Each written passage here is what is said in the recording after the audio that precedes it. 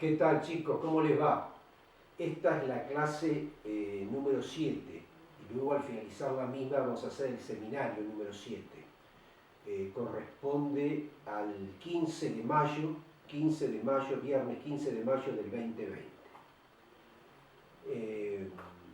Hoy vamos a empezar mencionando a Mario Bunge. Este señor es un filósofo y epistemólogo argentino, reconocido mundialmente, y creo que acaba de fallecer el año pasado con 100 años de edad, en Washington. Bueno, y ha escrito todo sobre filosofía, epistemología, es una maravilla, se estudia en todas las facultades del mundo. Y bueno, ya en las clases pasadas hablamos de la filosofía, qué era la filosofía, y también mencionamos la epistemología. Entonces vamos a redondear nuevamente este tema diciendo, porque Mario Bunge era epistemólogo, que la epistemología es una rama de la filosofía que se ocupa de estudiar la naturaleza, el origen y la validez del conocimiento. La epistemología estudia los fundamentos y métodos del conocimiento científico. Existen dos posiciones en la epistemología. Una empirista, que dice que el conocimiento debe basarse en la experiencia, es decir, en lo que se ha aprendido durante la vida. En oposición a ello está la posición racionalista, que sostiene que la fuente del conocimiento es la razón y no la experiencia. Existe también, la palabra epistemología, me olvidé decir, está formada por dos palabras griegas. Uno es episteme, que significa conocimiento, y la otra es logos, que significa estudio o ciencia.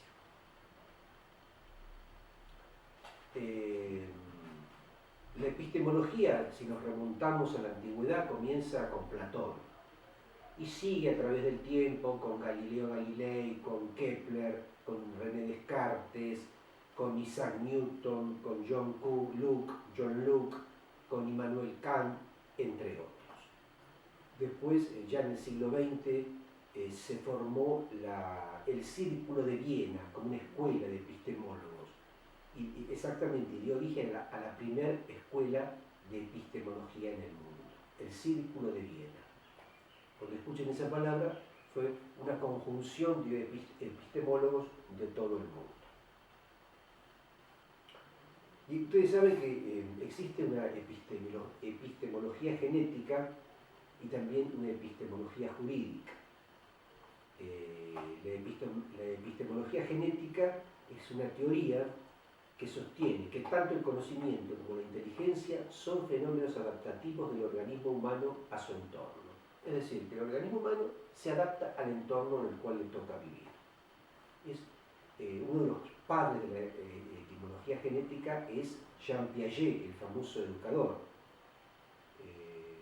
Entonces, la epistemología genética es una teoría desarrollada por este filósofo y psicólogo, Jean Piaget, a partir de la síntesis de dos teorías, el apriorismo y el empirismo. Es decir, él junta apriorismo y empirismo y funda esta epistemología genética. Y también existe una epistemología jurídica.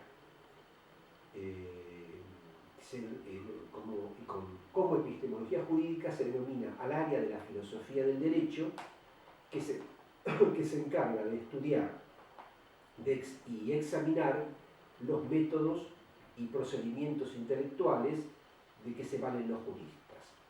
Y esto ocurre a la hora de identificar, interpretar, integrar y aplicar una norma jurídica.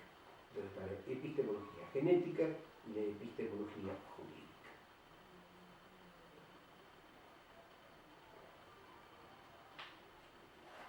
En el video ustedes van a poder observar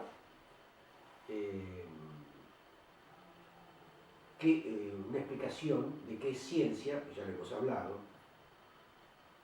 y después las 15 características de la ciencia según Mario Bunge. Está muy lindo y muy claro. Eso mírenlo varias veces y después una de las preguntas del seminario va a ser esa. ¿Cuáles son las 15 características de la ciencia según Mario Burr? Bueno, volvemos a hablar de ciencia, que ya lo hemos hecho en las primeras clases, diciendo que ciencia es un cuerpo de ideas caracterizado por el conocimiento racional, sistemático, exacto, verificable y falible. Es decir, las ideas generadas por la investigación científica se pueden probar. Pueden fallar en determinados casos, pero también se pueden mejorar. Es decir, un conocimiento científico se puede mejorar a lo largo del tiempo. La ciencia, ya lo habíamos dicho, es una disciplina que utiliza el método científico, con la finalidad de hallar estructuras generales. Generalmente esas estructuras generales son principios y leyes. Y tiene también con capacidad predictiva, para predecir el futuro, y también comprobable. La ciencia te exige la comprobación. Si vos no podés comprobar algo, no te va a hacer.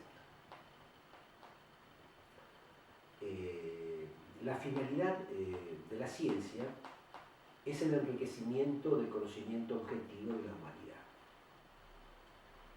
Y hay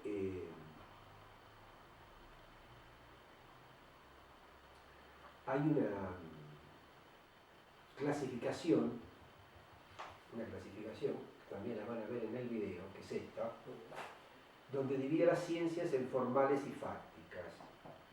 Dentro de las formales y fácticas está la lógica y la matemática. Y dentro de las fácticas están las naturales y las sociales. Las naturales, ¿cuáles son? La física, la química, la biología, la psicología.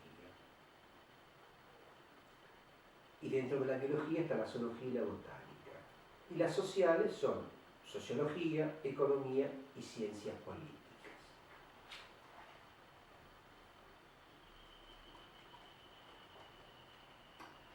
Las ciencias formales trata de... las ciencias formales trata de entes ideales, abstractos o interpretados, que solo existen en la mente humana. En cambio, la ciencia fáctica solamente trata de hechos. Esta es la diferencia entre la ciencia formal y la fáctica. En la formal, los enunciados consisten en relaciones entre signos. En cambio, en la fáctica, los enunciados se refieren en su mayoría a entes extracientíficos, como son sucesos y procesos. En la ciencia formal tiene todo que estar demostrado, o si no, una prueba, mientras que la fáctica verifica, confirma o rechaza la hipótesis. Las formales son autosuficientes, en cambio las fácticas requieren datos empíricos acerca de las observaciones o experimentos, y a veces recurren a ciencias formales para conseguir esos datos. Las formales son deductivas, mientras que las fácticas es una red de inferencias deductivas, demostrativas y plausibles.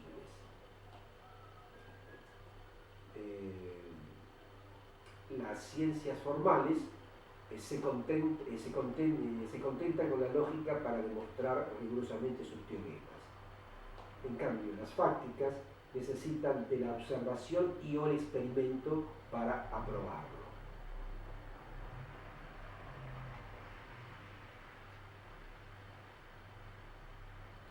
Entonces, ya dijimos que las características de la ciencia fáctica es el siguiente.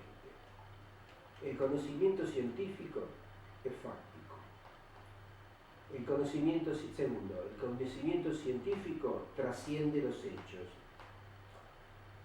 Otro más. La ciencia es analítica. Otro más. La investigación es especializada. Bueno, continuando. Entonces, otra característica, la ciencia es analítica. Cuarto, la investigación científica es especializada. El conocimiento científico es claro y preciso. Otra, el conocimiento científico es comunicable. Otra, el conocimiento científico es verificable. En cambio, la investigación científica es metódica. El conocimiento científico es sistemático. El conocimiento científico es general y abierto. El conocimiento científico es legal, está sujeto a leyes. La ciencia es, en cambio, explicativa. Y el conocimiento científico es predictivo. Bien.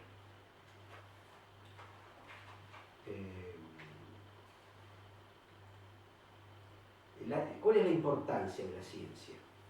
La ciencia es eficaz, bueno, sabíamos que se divide en pura y aplicada, ¿no? Pero en general, la ciencia es eficaz en proporcionar herramientas para el bien y para el mal. La energía nuclear, si vos la usás para en medicina, la usás para el bien, pero la podés usar también para armar una bomba atómica, o sea, para el bien o para el mal. La utilidad de la ciencia es una consecuencia de su objetividad. La tecnología moderna es en gran parte producto de ciencia aplicada.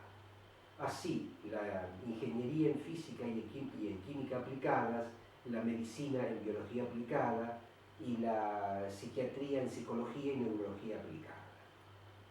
Repito, la tecnología moderna es en gran parte producto de ciencia aplicada. La ciencia, ¿para qué es útil? Para comprender el mundo de acuerdo a los hechos. También para crear el hábito de adoptar una actividad examinadora libre y valiente. Y también para acostumbrar a la gente a poner a prueba sus afirmaciones y a argumentar correctamente. Resumiendo, la ciencia es valiosa como herramienta para domar la naturaleza y también para remodelar la sociedad, y es eficaz en el enriquecimiento, la disciplina y la liberación de nuestra mente. Bueno, existe también el conocimiento técnico. El conocimiento técnico es el conocimiento especializado, pero no científico, que caracteriza las artes y las habilidades profesionales. También está la protociencia. ¿Qué es la protociencia? La ciencia embrionaria, que puede ejemplificarse por el trabajo cuidadoso, pero sin objetivo teorético, de observación y experimentación. Y también está la pseudociencia o falsa ciencia, que es un cuerpo de creencias y prácticas cuyos cultivadores desean, ingenua o maliciosamente, según sea, dar como ciencia, aunque no comparte con esta ni el planteamiento, ni las técnicas, ni el cuerpo de conocimientos. Por ejemplo, la parapsicología, la homeopatía, etc. Hay gente que se va a enojar con esto al decir que la parapsicología es pseudociencia. Bueno, hay quienes defienden la homeopatía, otros la atacan, por eso no quiero ser tan contundente. También han puesto como pseudociencia el psicoanálisis y se van a enojar los psicoanalistas por esto. Pero bueno, yo dentro de todo esto, la única que pondría como pseudociencia sería la parapsicología. No me atrevería a ponerla a la homeopatía y al psicoanálisis como pseudociencia, mi opinión personal. Después está la metaciencia. Según Mario Bunge, el estudio interno de la ciencia es conocido como la metaciencia.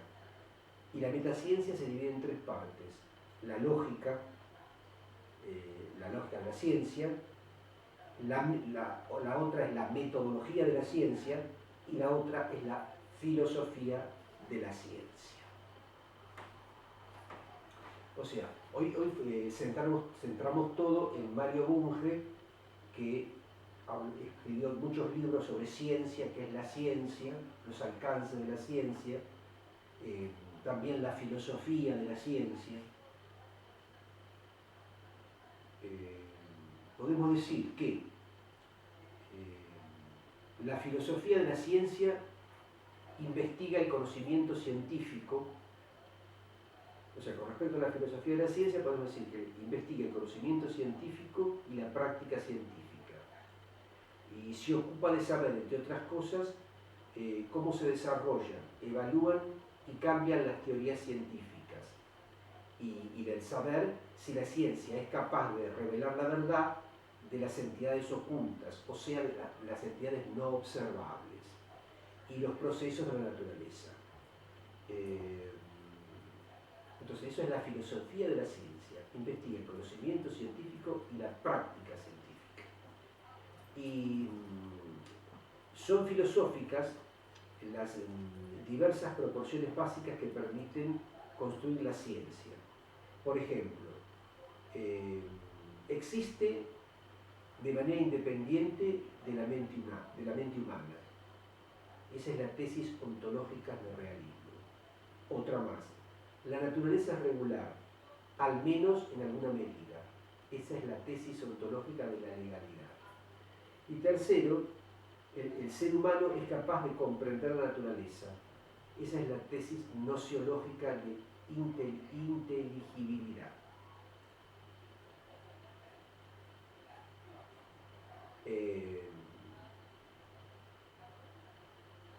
En pocas palabras, lo que intenta la filosofía de la ciencia es explicar problemas tales como la naturaleza y la obtención de las ideas científicas, es decir, a través de conceptos, hipótesis, modelos, teorías, paradigmas, etc. Otra cosa, también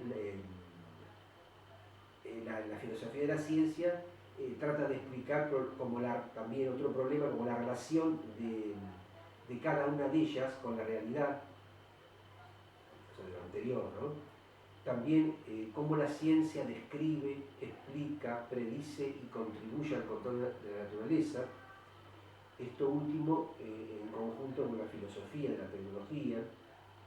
También está la formulación y el uso del método científico, los tipos de razonamiento utilizados para llegar a las conclusiones y las implicaciones de los diferentes métodos y modelos de la ciencia. Bien. Muy bien. Bueno, también, por supuesto, Aristóteles es uno de los precursores de la filosofía de la ciencia, y luego Descartes y otros más, ¿no? Bacon. Bueno, si les gusta leerlo, esto háganlo, saben bien cómo es la evolución histórica de la filosofía de la ciencia, y todo termina en el Círculo de Viena.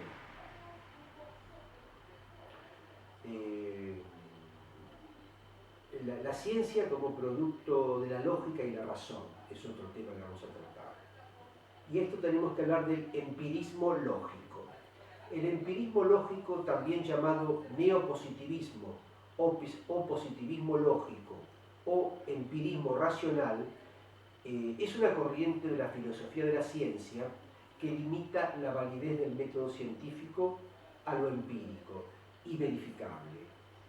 Esta limitación, conocida como verificacionismo, prohíbe inducir una regla general a partir de observaciones particulares, al cual eventualmente despertó críticas sobre la incompatibilidad de esta corriente con muchas ramas de la ciencia, fundamentadas en la inducción para construir un conocimiento válido.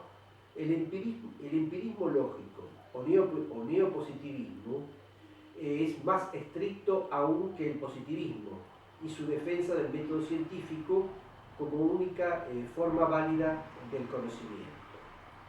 El empirismo lógico surgió durante el primer tercio del siglo XX, alrededor del grupo de científicos y filósofos que formaron el célebre Círculo de Viena. Otra cosa que tenemos que mencionar es el falsacionismo. El falsacionismo o relacionismo crítico es una corriente epistemológica fundada por el filósofo austriaco Karl Popper. Y para Popper, contrastar una teoría científica significa intentar refutarla mediante un contraejemplo. Si no es posible refutarla, dicha teoría queda corroborada, pudiendo ser aceptada provisionalmente, pero no verificada. Es decir, ninguna teoría es absolutamente verdadera, sino a lo sumo no refutada. El falsacionismo es uno de los pilares del método científico.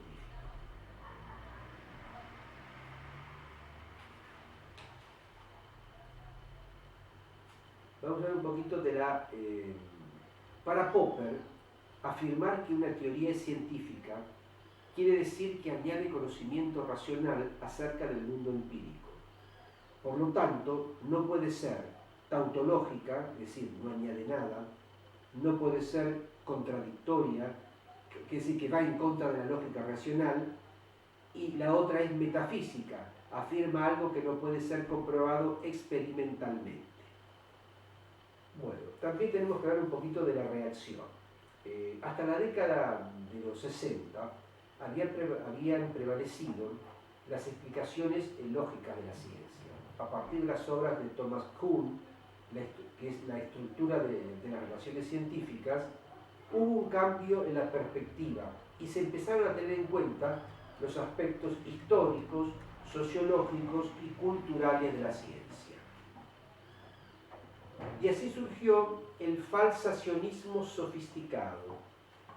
El falsacionismo sofisticado es el nombre que da Lakatos a su crítica a la epistemología y al falsacionismo, basada en lo que él denomina programas de investigación científica. Es decir, él estaba en contra de esto, ¿no? Y la metodología de los programas de investigación supone un paso más allá del falsacionismo, ya que resuelve algunos de sus problemas.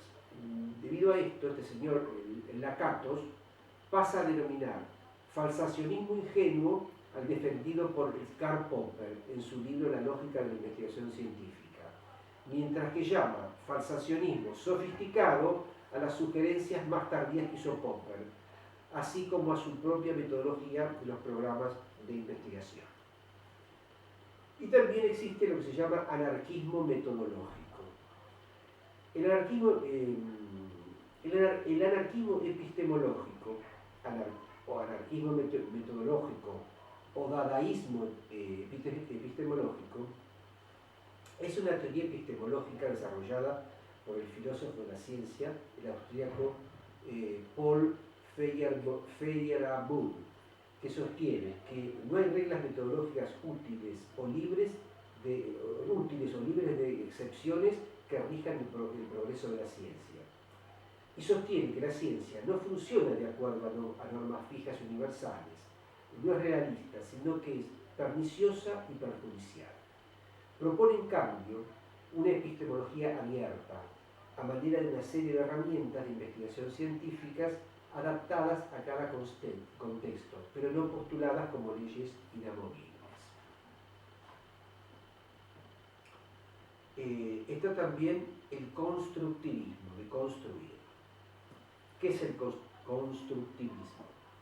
En la filosofía de la ciencia y epistemología, el constructivismo o constructivismo epistemológico es una corriente de pensamiento surgida a mediados del siglo XX, de la mano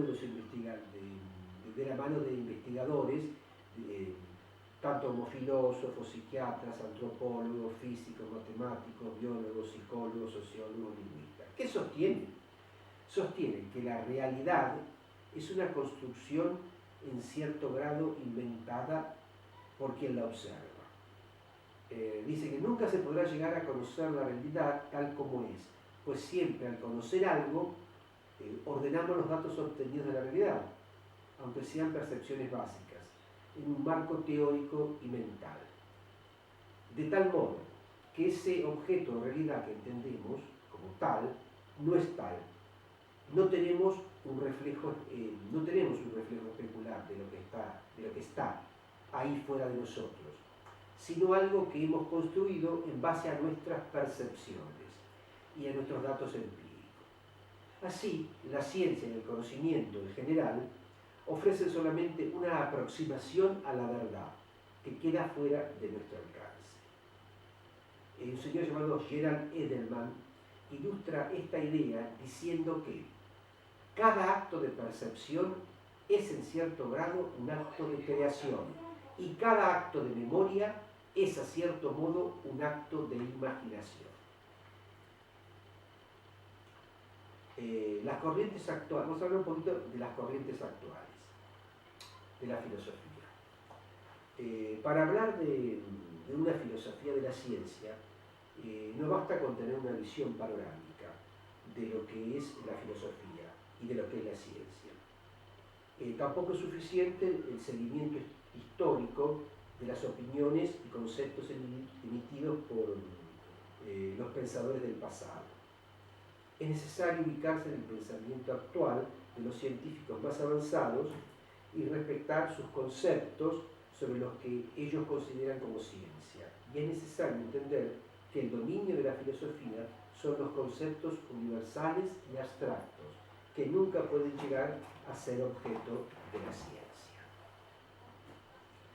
Es extremadamente complejo y posiblemente todavía falta algo más de perspectiva temporal, presentar un panorama complejo de la filosofía de la ciencia en los últimos 30-35 años. Así como todos los autores anteriores ya han muerto, la mayoría de los que viven a continuación no. Y aquí se intentará presentar un bosquejo de la gran variedad de enfoques actuales, pero teniendo en cuenta o teniendo en mente que dentro de pocos años, algunas de las corrientes que ahora mencionamos pueden ya haber pasado al olvido y que se destaquen otros pensadores que hoy tienen una repercusión menor. Es decir, muchos de estos pensadores murieron del pensamiento de los actuales, pero a lo mejor dentro de unos años esto ya no se tiene en cuenta y hay que considerar la opinión de los que ahora tiene una repercusión menor. Todo está en constante y permanente evolución.